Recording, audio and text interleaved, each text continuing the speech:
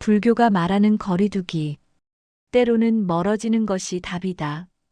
인간관계에서 가장 어려운 선택 중 하나는 거리두기입니다. 우리는 흔히 관계를 유지하고 가까워지는 것이 좋다고 배웠지만 때로는 거리를 두는 것이 나와 상대방 모두를 위한 최선의 선택이 될 수 있습니다. 불교는 이러한 거리두기를 어떻게 바라볼까요? 불교가 말하는 중도의 지혜. 불교의 핵심 가르침 중 하나인 중도는 극단을 피하고 균형을 찾는 것을 의미합니다. 인간관계에서도 마찬가지입니다. 너무 가까워도 너무 멀어도 문제가 생깁니다. 적절한 거리를 유지하는 것이 바로 중도의 실천입니다. 부처님께서는 검은고 줄이 너무 팽팽하면 끊어지고 너무 느슨하면 소리가 나지 않는다고 말씀하셨습니다. 인간관계도 마찬가지입니다. 적절한 긴장과 여유가 필요합니다. 너무 집착하면 관계가 무너지고 너무 무관심하면 관계가 사라집니다.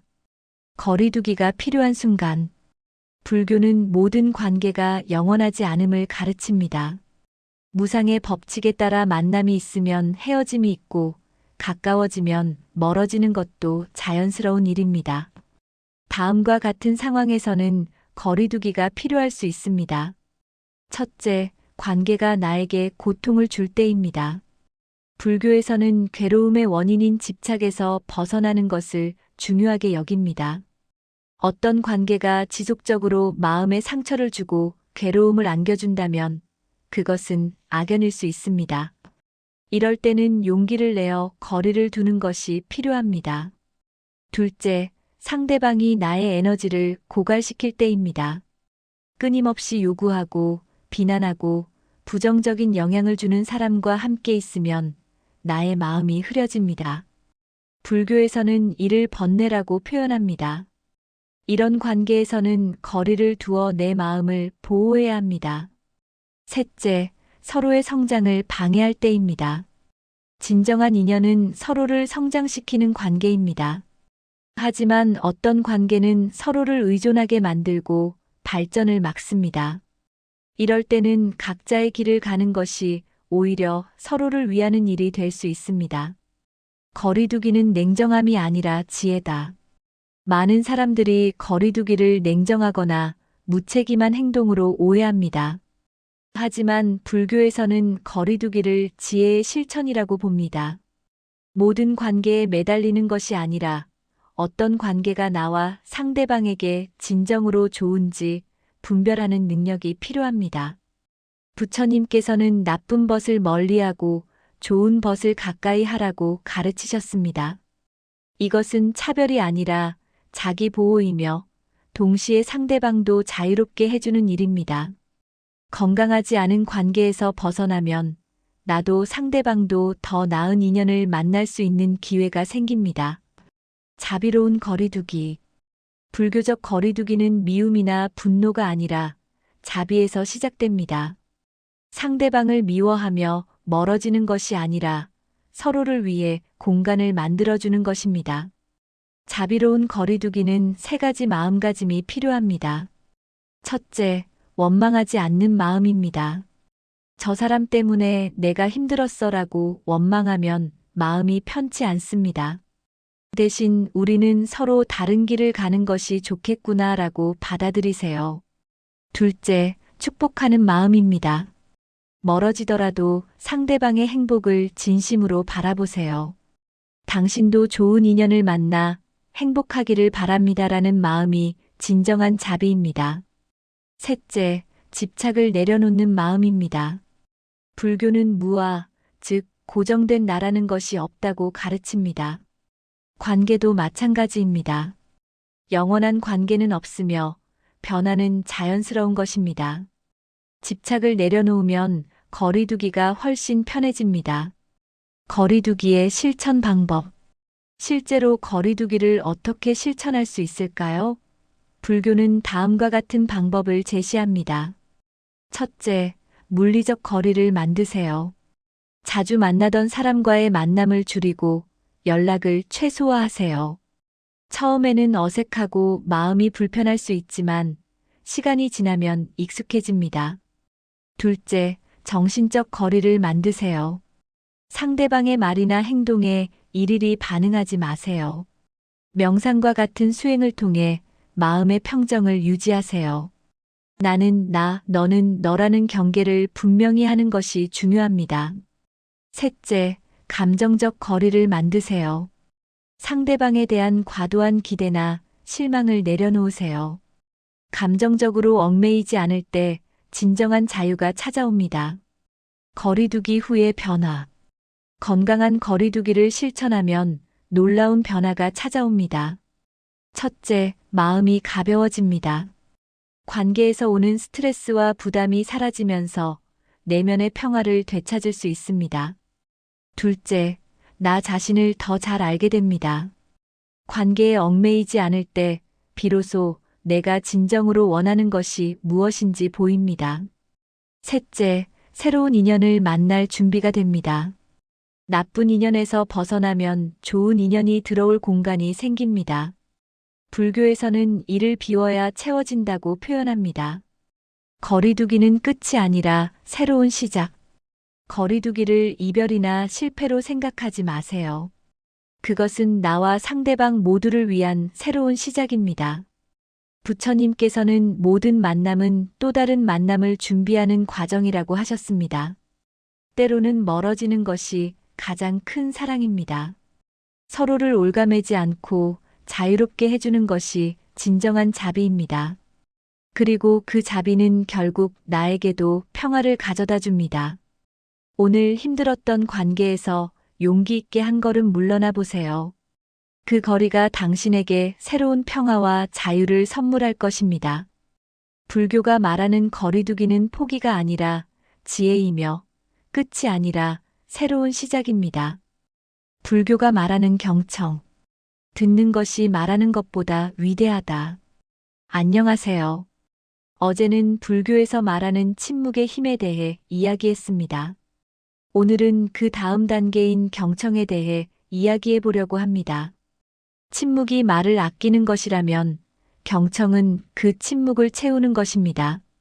진정으로 듣는다는 것, 그것이 바로 오늘의 주제입니다. 부처님은 이렇게 말씀하셨습니다. 듣는 것이 말하는 것보다 위대하다. 우리는 보통 말을 잘하는 사람을 존경합니다. 웅변가, 강연자, 리더들은 모두 말을 잘합니다.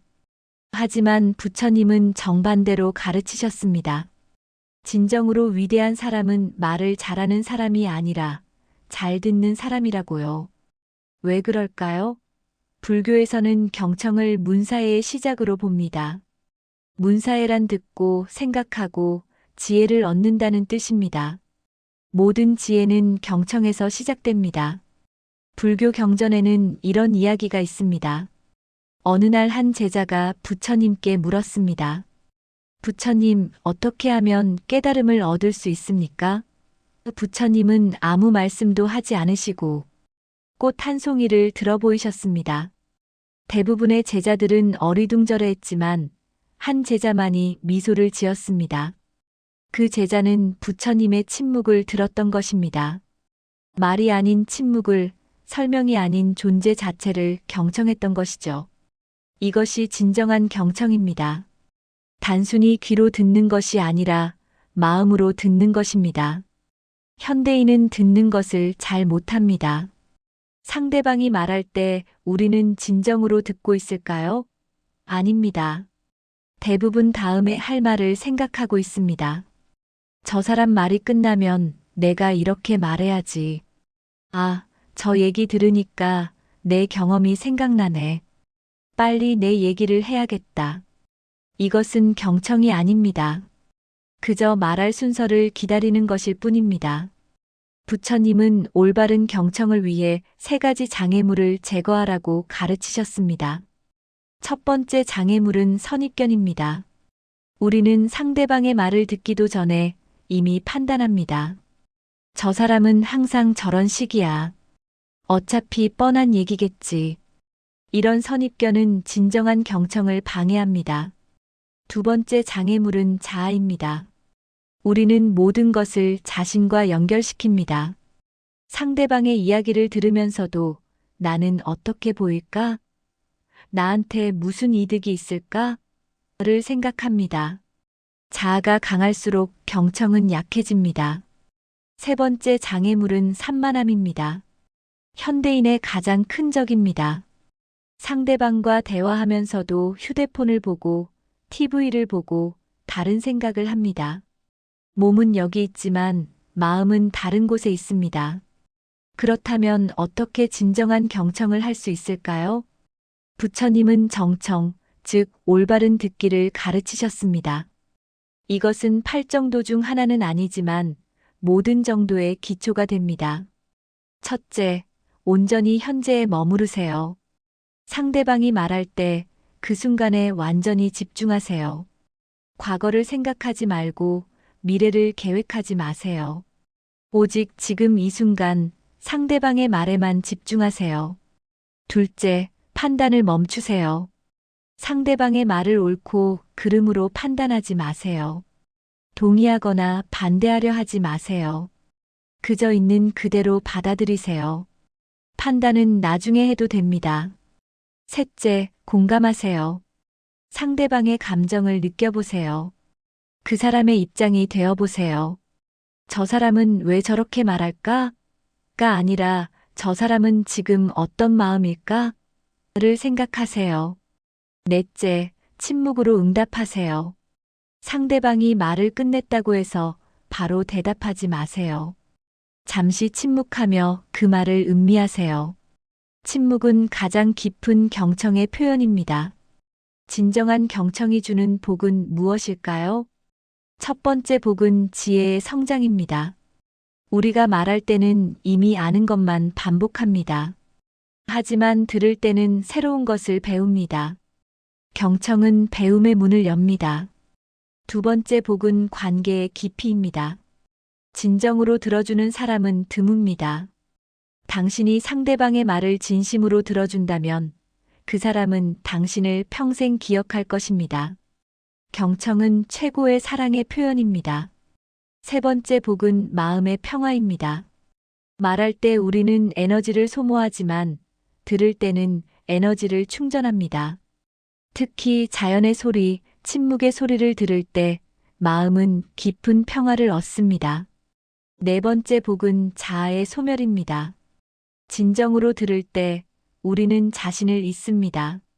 자아가 사라지는 그 순간 우리는 상대방과 하나가 됩니다. 이것이 불교에서 말하는 무아의 경험입니다. 부처님의 제자 중에 아난다라는 분이 있었습니다.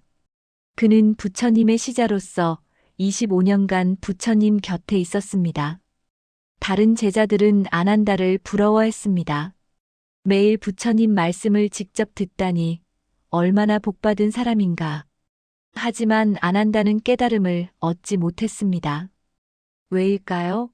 그는 부처님 곁에 있었지만 진정으로 듣지 않았기 때문입니다. 단지 귀로만 들었을 뿐 마음으로 듣지 않았던 것입니다. 부처님이 열반하신 후 아난다는 비로소 깨달았습니다. 나는 25년간 부처님 곁에 있으면서도 진정으로 듣지 못했구나. 그리고 그때부터 진정한 경청을 시작했고 마침내 깨달음을 얻었습니다. 이 이야기는 우리에게 무엇을 말해줄까요? 중요한 것은 듣는 시간의 길이가 아니라 듣는 마음의 깊이라는 것입니다. 오늘 하루 진정한 경청을 실천해 보세요. 가족의 말을 들을 때 휴대폰을 내려놓고 눈을 마주 보세요. 동료의 고민을 들을 때 조언하려 하지 말고 그저 들어주세요. 자연의 소리를 들어보세요. 새소리, 바람소리, 빗소리에 귀 기울여 보세요. 침묵의 소리를 들어보세요. 조용히 앉아서 내면의 소리에 귀 기울여 보세요. 부처님은 이렇게 말씀하셨습니다. 잘 듣는 자는 깨닫고 잘 말하는 자는 가르친다. 하지만 깨달음이 가르침보다 먼저다. 어제 우리는 침묵을 배웠습니다. 오늘 우리는 경청을 배웁니다. 침묵과 경청은 하나입니다.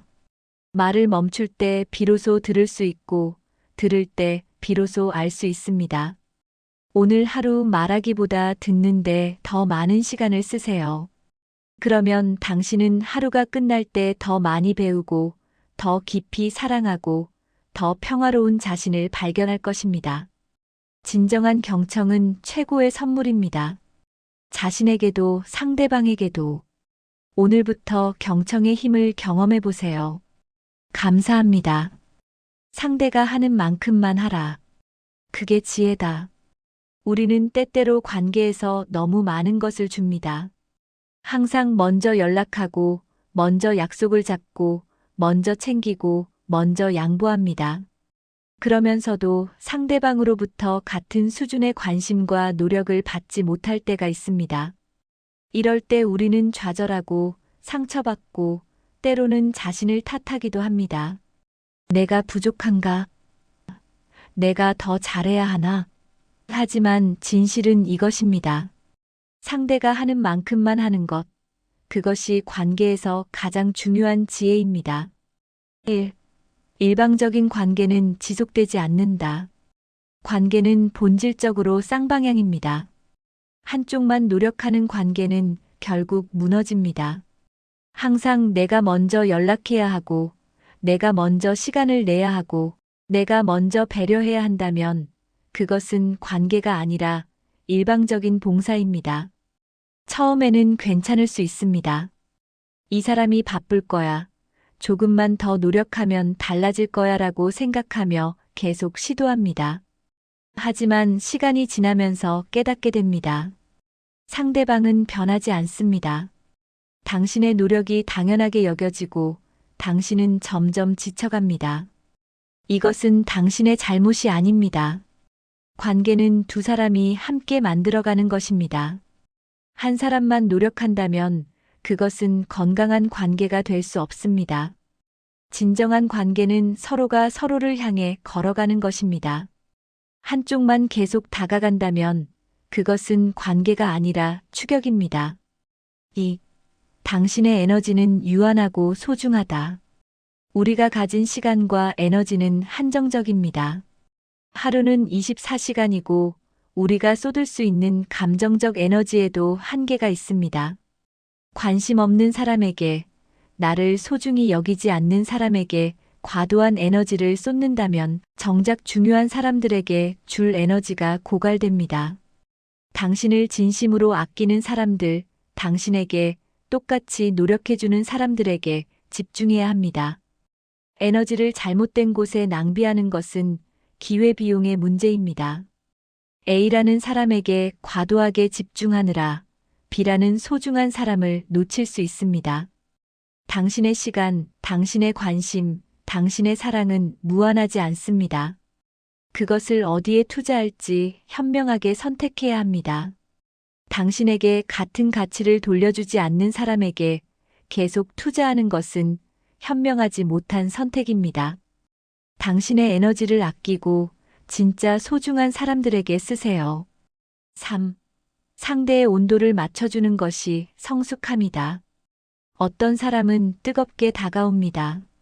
자주 연락하고 관심을 보이고 시간을 내주려고 합니다. 이런 사람에게는 같은 온도로 응답하는 것이 맞습니다. 하지만 어떤 사람은 미지근합니다. 연락도 가끔 하고 만나자는 제안도 드물고 관심도 적습니다. 이런 사람에게 뜨겁게 다가간다면 당신만 상처받습니다. 상대의 온도를 맞춰주는 것은 냉정함이 아닙니다. 그것은 현실을 인정하는 성숙함입니다. 상대가 당신에게 10의 관심을 보인다면 당신도 10을 돌려주세요. 상대가 3의 관심을 보인다면 당신도 3으로 맞춰주세요.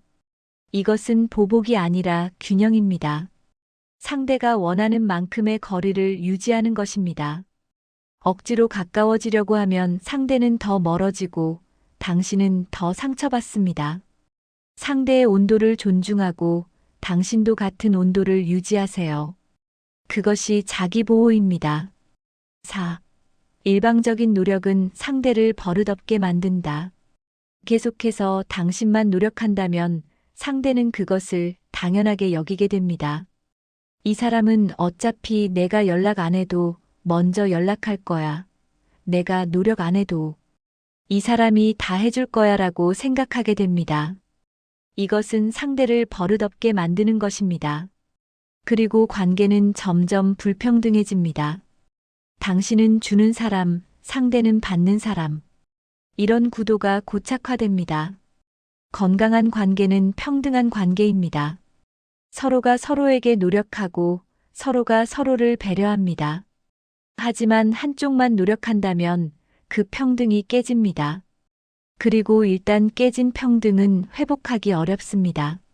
상대가 노력하지 않는다면 당신도 멈추세요. 그것은 포기가 아니라 경계 설정입니다.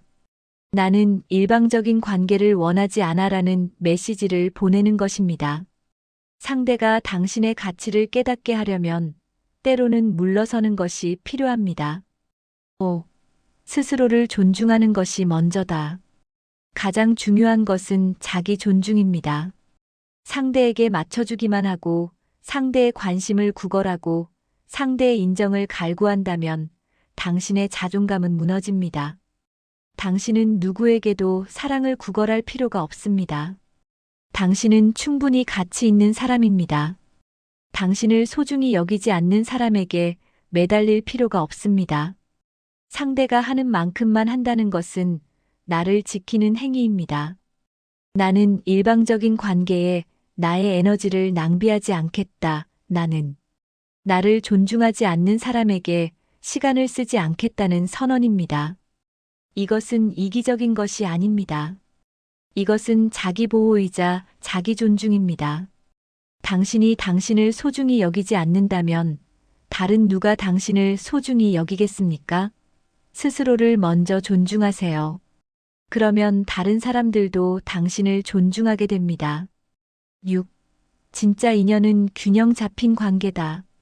진정으로 소중한 인연은 애쓰지 않아도 자연스럽게 균형이 잡힙니다. 서로가 서로를 생각하고 서로가 서로에게 연락하고 서로가 서로를 챙깁니다.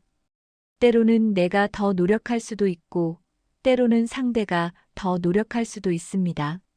하지만 장기적으로 보면 균형이 맞습니다. 이런 관계는 지속됩니다. 서로가 서로에게 가치를 느끼고 서로가 서로를 소중히 여기기 때문입니다. 반면 일방적인 관계는 결국 끝납니다. 주는 사람은 지치고 받는 사람은 당연하게 여기다가 관계가 무너집니다. 진짜 인연인지 아닌지는 시간이 증명합니다.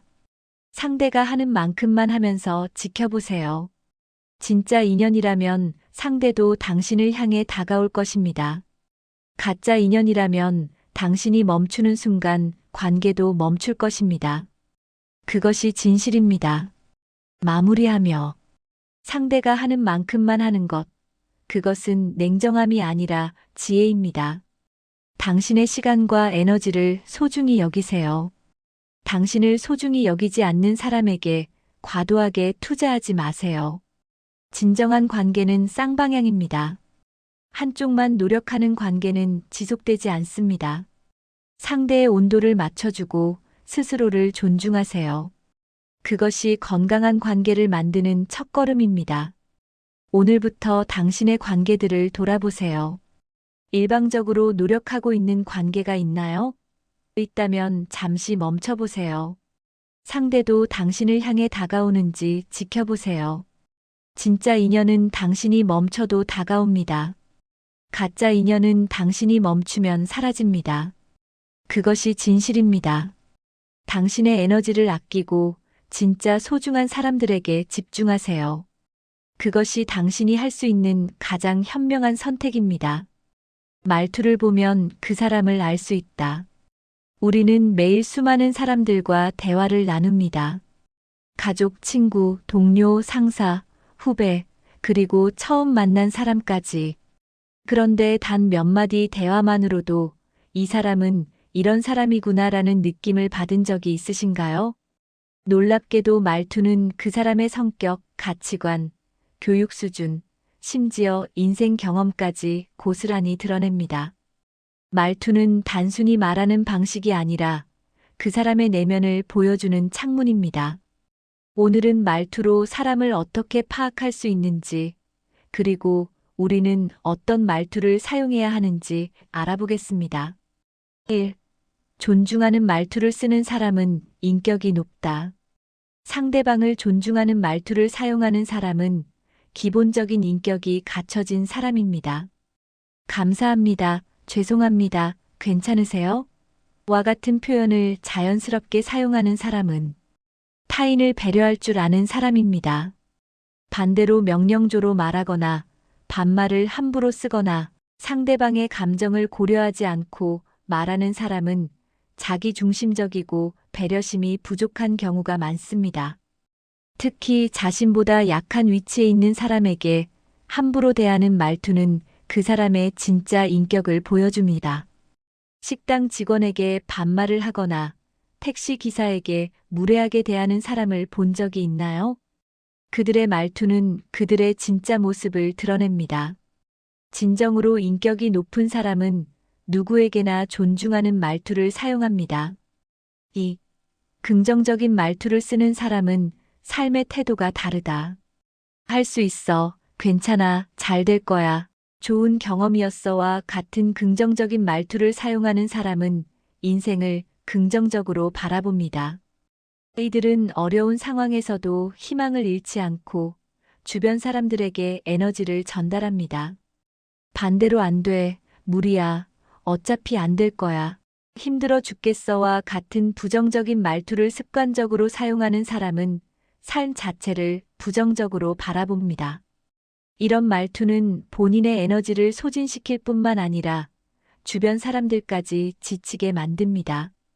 말투는 생각을 만들고, 생각은 행동을 만들고, 행동은 습관을 만들고, 습관은 인생을 만듭니다. 긍정적인 말투를 사용하는 것만으로도 당신의 인생은 달라질 수 있습니다. 3. 경청하는 말투를 쓰는 사람은 지혜롭다. 그래서 어떻게 됐어? 그랬구나, 힘들었겠다, 내 생각은 어째? 와 같은 경청하는 말투를 사용하는 사람은 지혜롭습니다. 이들은 자신의 이야기만 하지 않고 상대방의 말을 귀 기울여 듣고 공감하며 질문합니다. 반대로 대화 중에 끊임없이 자신의 이야기만 하거나 상대방의 말을 끊고 자기 의견을 강요하거나 나는 마리아로 시작하는 사람은 자기 중심적입니다. 이런 사람과의 대화는 일방통행이며 상대방은 존중받지 못한다고 느낍니다. 진정한 대화는 듣는 것에서 시작됩니다. 경청하는 말투를 사용하는 사람은 인간관계에서도 성공합니다. 4. 책임감 있는 말투를 쓰는 사람은 신뢰받는다. 제가 할게요. 제 책임입니다. 제가 잘못했습니다와 같은 책임감 있는 말투를 사용하는 사람은 신뢰받습니다. 이들은 문제가 생겼을 때 변명하지 않고 핑계대지 않고 자신의 역할을 인정하고 해결하려 합니다. 반대로 제 탓이 아니에요, 때문에 그랬어요, 저는 몰랐어요와 같은 책임, 회피형 말투를 사용하는 사람은 신뢰를 잃습니다. 이런 사람은 항상 남을 탓하고 상황을 탓하며 자신의 잘못을 인정하지 않습니다. 직장에서도 인간관계에서도 책임감 있는 말투를 사용하는 사람이 결국 성공합니다. 신뢰는 말투에서 시작됩니다. 5. 겸손한 말투를 쓰는 사람은 성장한다. 저도 아직 배우는 중입니다. 좋은 조언 감사합니다. 제가 부족한 부분이 많네요와 같은 겸손한 말투를 사용하는 사람은 계속 성장합니다. 이들은 자신이 모든 것을 안다고 생각하지 않고 배우려는 자세를 유지하며 다른 사람의 의견을 존중합니다. 반대로 내가 다 알아, 이건 내가 제일 잘해, 너보다 내가 낫지와 같은 오만한 말투를 사용하는 사람은 성장이 멈춥니다. 이들은 배우지 않고 남의 말을 듣지 않으며 결국 뒤처지게 됩니다. 진정으로 능력 있는 사람일수록 겸손합니다. 겸손한 말투는 성장의 시작입니다. 6. 명확한 말투를 쓰는 사람은 효율적이다. 이 일은 금요일까지 완료하겠습니다. 제 의견은 이렇습니다. 네, 아니오와 같은 명확한 말투를 사용하는 사람은 효율적입니다. 이들은 애매모호하게 말하지 않고 확실하게 의사를 전달하며 불필요한 오해를 만들지 않습니다. 반대로 아마도 그럴 수도 있고, 글쎄요, 잘 모르겠는데와 같은 애매한 말투를 습관적으로 사용하는 사람은 신뢰를 잃습니다. 이런 말투는 책임을 회피하려는 의도로 보일 수 있으며 상대방을 답답하게 만듭니다. 명확한 말투는 시간을 절약하고 오해를 줄이며 신뢰를 쌓습니다. 7. 감정을 조절하는 말투를 쓰는 사람은 성숙하다. 화가 나거나 속상해도 감정을 조절하며 말하는 사람은 성숙합니다. 지금 제가 조금 화가 났는데 잠시 후에 이야기할게요. 당신의 그 말이 저를 상처받게 했어요.와 같이 자신의 감정을 인정하면서도 상대방을 공격하지 않는 말투를 사용합니다. 반대로 화가 나면 욕설을 하거나 소리를 지르거나 상대방을 인격적으로 공격하는 말투를 사용하는 사람은 감정 조절 능력이 부족합니다. 이런 사람과는 건강한 관계를 유지하기 어렵습니다. 감정을 조절하는 말투는 관계를 지키고 자신을 지키는 힘입니다. 결론. 말투는 그 사람의 거울입니다. 존중하는 말투, 긍정적인 말투, 경청하는 말투, 책임감 있는 말투, 겸손한 말투, 명확한 말투, 감정을 조절하는 말투. 이 모든 것이 그 사람의 인격과 가치관을 보여줍니다. 당신은 어떤 말투를 사용하고 있나요? 오늘부터 자신의 말투를 점검해 보세요. 말투를 바꾸면 관계가 바뀌고 관계가 바뀌면 인생이 바뀝니다. 말투는 선택입니다. 어떤 말투를 선택할지는 당신에게 달려 있습니다. 불교가 말하는 인연. 좋은 인연이 복을 부른다. 우리는 살아가면서 수많은 사람을 만납니다. 가족, 친구, 동료, 그리고 스쳐 지나가는 인연까지. 불교에서는 이 모든 만남을 우연이 아닌 인연이라고 말합니다. 인연은 단순히 우연히 마주치는 것이 아니라 과거로부터 이어진 깊은 연결이며 현재의 나를 만들고 미래를 형성하는 중요한 요소입니다. 인연이란 무엇인가? 불교의 핵심 사상 중 하나인 연기는 모든 현상이 홀로 존재하는 것이 아니라 서로 연결되어 있음을 의미합니다. 인연도 마찬가지입니다. 우리가 만나는 모든 사람은 전생의 업과 현생의 조건이 맞아떨어져 만나게 된 것입니다. 부처님께서는 100년을 같이 배를 타는 것도 전생의 인연이요, 100년을 같은 베개를 베고 자는 것은 1000년의 인연이라고 말씀하셨습니다. 인연에는 여러 종류가 있습니다. 선연은 좋은 인연으로 서로에게 긍정적인 영향을 주고 함께 성장하는 관계입니다. 반면 악연은 서로에게 상처를 주고 고통을 안겨주는 관계입니다. 또한 무연은 아직 인연이 맺어지지 않은 상태를 말합니다. 좋은 인연이 복을 부르는 이유. 불교에서는 좋은 벗을 가까이 하면 저절로 복이 온다고 가르칩니다. 좋은 인연은 단순히 즐거운 시간을 보내는 것을 넘어 우리의 마음을 밝게 하고 올바른 길로 인도합니다. 선한 사람과 함께 있으면 자연스럽게 선한 생각과 행동이 늘어나고 이것이 곧 복을 짓는 일이 됩니다.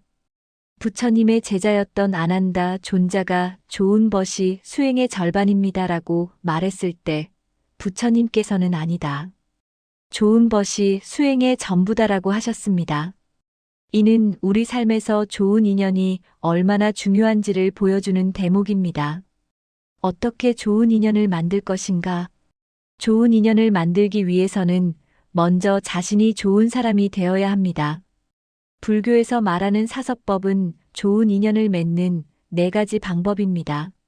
첫째, 보시입니다. 물질적인 것뿐만 아니라 따뜻한 말 한마디, 미소, 관심도 보시가 될 수 있습니다. 둘째, 에어로 상대방을 존중하고 사랑하는 마음으로 말하는 것입니다. 셋째, 이행은 상대방에게 도움이 되는 행동을 하는 것입니다. 넷째, 동사는 상대방과 같은 입장에서 함께 행동하는 것입니다. 또한 좋은 인연을 만들기 위해서는 감사하는 마음이 중요합니다. 만남 자체를 감사하게 여기고 상대방의 장점을 보려고 노력할 때 관계는 더욱 깊어집니다. 작은 친절도 잊지 않고 보답하려는 마음이 인연을 더욱 단단하게 만듭니다. 악연을 선연으로 바꾸는 지혜. 때로는 힘든 관계를 마주할 때가 있습니다. 불교에서는 이러한 악연도 수행의 기회로 봅니다. 상대방이 나에게 고통을 준다면 그것은 내 안의 번뇌를 마주하고 극복할 수 있는 기회입니다. 원망하고 미워하는 대신 자비심으로 대하고 이해하려고 노력할 때 악연도 선연으로 바뀔 수 있습니다. 달라이 라마는 저기야말로 가장 훌륭한 스승이라고 말했습니다. 어려운 관계를 통해 우리는 인내, 용서, 자비를 배울 수 있습니다. 이것이 바로 불교가 말하는 관계의 지혜입니다.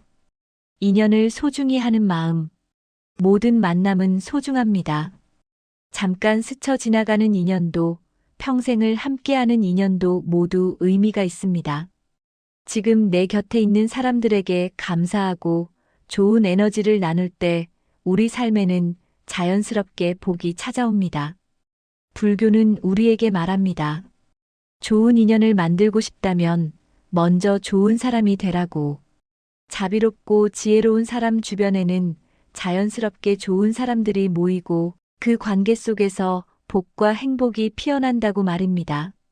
오늘 내 곁의 인연을 다시 한번 돌아보는 건 어떨까요? 그리고 그 인연에 감사하며 더 좋은 인연을 만들어가는 하루를 시작해 보세요.